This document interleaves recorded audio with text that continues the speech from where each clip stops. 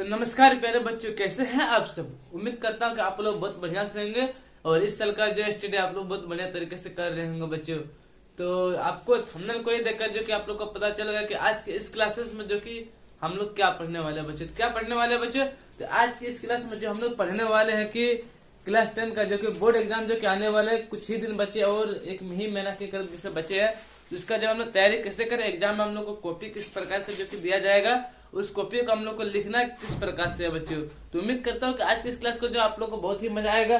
अगर थोड़ा सा भी मजा आ जाए तो बच्चों तो वीडियो को लाइक करके, आज चैनल पर पहली बार आए तो चैनल को जो है बच्चों थोड़ा सा सब्सक्राइब कर लेना बच्चों। तो चलिए आज की इस क्लास को हम लोग बिना टाइम वेस्ट करते हुए स्टार्ट करते हैं। तो सबसे पहले हम लोग देखेंगे कि हम लोग को जो कि एग्जाम में पेपर किस प्रकार के जो कि दिया जाएगा। तो एग्जाम में जो ऑब्जेक्टिव जो पेपर दिया जाएगा ना बच्चों, तो किस प्रकार करेगा। देखो ऑब्जेक्टिव के लिए देखो ओ एम, पहली बात तो देखो ऑब्जेक्टिव का जो एग्जाम होगा ऑब्जेक्टिव सब्जेक्टिव दोनों होगा।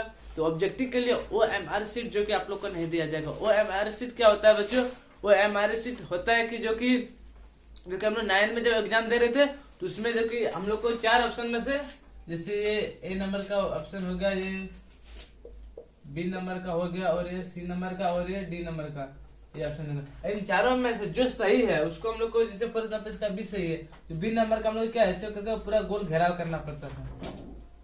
अब जो कि हम लोग को जो कि अभी बोर्ड एग्जाम में जो इस प्रकार से हम लोग का क्वेश्चन रहेगा ही नहीं कि हम लोग को जो कि OMR शीट पर जो कि एग्जाम हम लोग को नहीं होगा ऑब्जेक्टिव के लिए। तो इसके लिए कैसा होगा, एक बुकलेट आप लोग को दिया जाएगा। तो बुकलेट किस प्रकार का रहेगा बच्चों, देखिए अब मैं आपको पूरा क्लियर बताता हूँ। अभी बुकलेट किस प्रकार का रहेगा, देखो फॉर एग्जाम्पल 1 नंबर का क्वेश्चन है, कितना 1 नंबर का क्वेश्चन है, यहाँ पर कुछ लिखा हुआ है, यहाँ पर कुछ लिखा है, इसका आंसर है पर क्या है, 1 नंबर दिया हुआ है, यहाँ पर B नंबर दिया हुआ है, यहाँ पर C नंबर दिया हुआ है, यहाँ पर जो कि D नंबर दिया हुआ है। अब हमको तो पता है ये क्वेश्चन है और ये 4 का आंसर दिया हुआ है। इन चारों आंसर में से कोई एक आंसर जो कि आपको सही होगा, और चाहे वो A नंबर हो सकता है या फिर B नंबर या फिर C नंबर या D नंबर। वो जो कि सवाल के हिसाब से जो कि जो आंसर है वो चारों में से कोई एक होगा। अब इसका आंसर एग्जाम्पल के मान के चलिए इसका आंसर अगर एक होगा तो हम लोग को क्या करना है, ऐसे आप लोग को टिक करके नहीं छोड़ना। इसके आंसर में एक ऐसे आंसर की आप लोग को यहाँ दिया रहेगा बॉक्स के जैसे, यहाँ पर लिखा हुआ रहेगा बच्चों ANS जो कि लिखा हुआ रहेगा। अब जो कि इसका आंसर A नंबर है तो यहाँ पर हम सबसे पहले A डाल देंगे, सबसे बढ़िया रहेगा। और उसके बाद जो कि आंसर लिखा हुआ जो कि है वो आंसर को यहाँ पर हम लोग डाल देंगे। तो इसी प्रकार से जो कि हम लोग आगे और भी रहेगा 2 नंबर 3 नंबर कितना 30 या 40 सब्जेक्टिव रहता है, तो सब इसी प्रकार करेगा।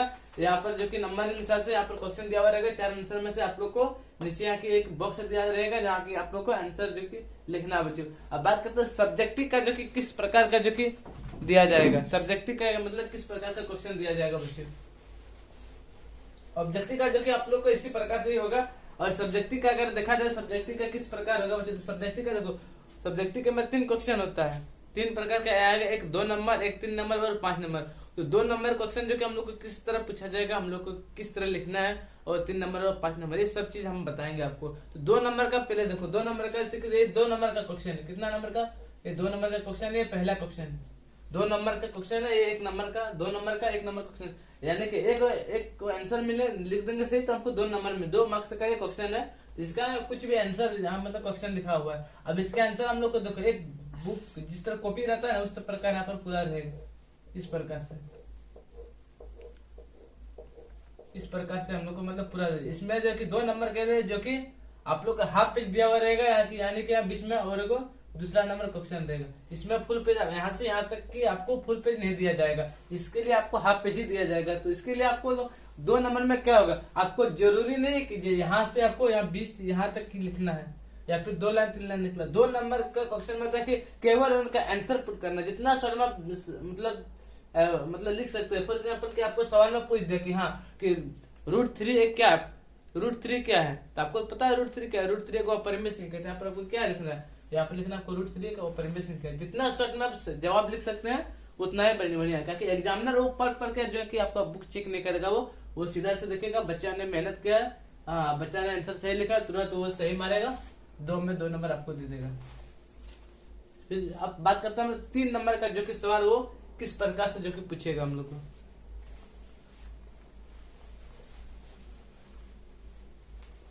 बात करें 3 नंबर, तो 3 नंबर किस प्रकार से पूछेगा, जैसे कि हमने आपको बताया ये 3 मार्क्स का क्वेश्चन है। अरे इसका पहला नंबर का क्वेश्चन है। अब 3 मार्क्स में कैसे होगा? आप 3 मार्क्स खोज पहले आपको कोई सवाल दिया हुआ रहेगा, या फिर 3 मार्क्स में आपको पूछ देखिए √3 क्या, √3 क्या है। आप मतलब जैसे बुक में √3 का है, 3 नंबर में ही ज्यादातर पूछता है। 3 नंबर का आपको पूछता है √3 क्या है, इसका आंसर जैसे कि हमने आपको बताया, ये तो इतना बड़ा कॉपी का जैसा बुकलेट रहेगा, आपको क्वेश्चन आपको यहाँ ऊपर में लिखा हुआ रहेगा, साइड में लिखा हुआ रहेगा क्वेश्चन कितना मार्क्स लिखा है, यहाँ कितना नंबर क्वेश्चन ये लिखा हुआ रहेगा, और क्वेश्चन में लिखा हुआ रहेगा कि कितना नंबर से, जैसे कि 1 से लेकर 7 यानी कि 7 को आपको क्वेश्चन देगा, जिनमें से 2 नंबर का होगा, उनमें से आपको 5 को लिखना है। 2 का एक्स्ट्रा दिया हुआ रहेगा, ताकि अगर 2 वाला आप ना जाने तो उसका एक्स्ट्रा वाला आप लिख सकते हैं, उसमें आपको 7 लिखना जरूरी नहीं है। आप 3 नंबर में भी वही 7 को ही दिया रहेगा, उसमें से आपको 5 को ही भरना है, उनमें से आपको 5 को भरना है। तो 5 को मैं जैसे कि फॉर एग्जाम्पल ये 1 नंबर तो 3 नंबर में लिखा हुआ रहेगा कि 8 से 14 नंबर, 8 से 14 नंबर का 3 मार्क्स का क्वेश्चन है, वहां पर आपको जो कि पहले लिखा हुआ रहेगा। तो यहाँ पर ये तो क्वेश्चन हो गया। अब यहाँ तो आपको पता है ये तो बुकलेट के जैसा रहेगा, कॉपी के जैसा, जिस तरह कॉपी पे रहता है इस तरह एकदम पूरा रहेगा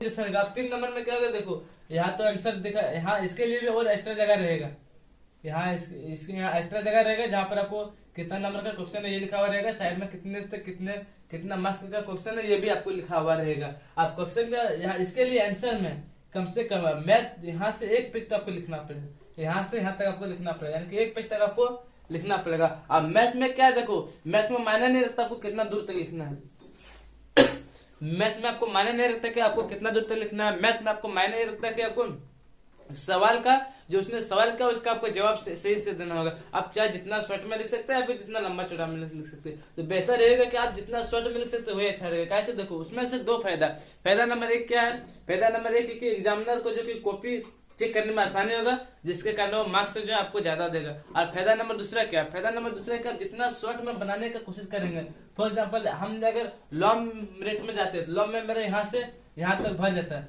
जबकि मेरा आंसर जो क्या उसी का आंसर का सवाल बना रहे हैं, जवाब भी मेरा सही है वही आएगा। और जबकि अगर हम शॉर्ट में बनाना चाहते हैं तो वो मेरे यहाँ से यहाँ आधे से कुछ आगे या फिर आधे में मेरा रुक जा रहा है, जबकि सवाल का आंसर वही आएगा, या तो यहाँ तक बना या तो यहाँ तक बनाओ, तो बात बराबर है। तो भाई आपको ज्यादा मेहनत क्यों करना है, तो यहाँ से यहाँ तक हमको मेहनत ज्यादा लग रहा है ना, उसके लिए मेरा टाइम भी वेस्ट हो रहा है, उस जगह से टाइम वेस्ट हो रहा है, तो हमको नेक्स्ट क्वेश्चन भी तो और बनाना है, टाइम भी तो ज्यादा नहीं रहता। उस हिसाब से जितना आप शॉर्ट में बना सकते हैं वो बेहतर होगा। और साइंस वगैरह में भी उसी प्रकार से होता है कि मतलब जितना आप शॉर्ट में उसके खाली उसका आंसर लिखना, देखो जो 2-3 नंबर का क्वेश्चन होता है वो थोड़ा आंसर में थोड़ा बड़ा करके लिखना होता है। अब जब बात करते हैं मतलब 5 नंबर का क्वेश्चन किस प्रकार से पूछा जाएगा, तो 5 नंबर का क्वेश्चन चलिए हम आगे देखते हैं।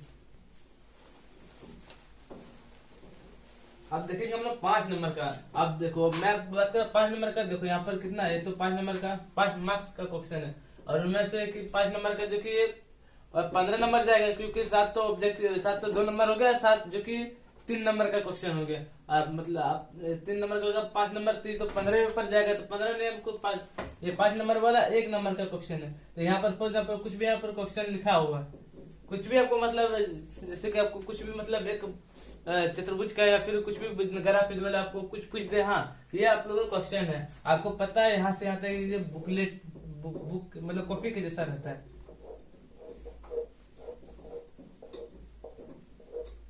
यहाँ पर हाँ ये तो आपका क्वेश्चन लिखा हुआ रहेगा, कितना नंबर का क्वेश्चन है मार्क्स के, तो आपको पता है, तो मैंने आगे भी बता दिया। अब देखो 5 नंबर में क्या, 5 नंबर में यहाँ से यहाँ तक आपको फुल तो भरना ही भरना है।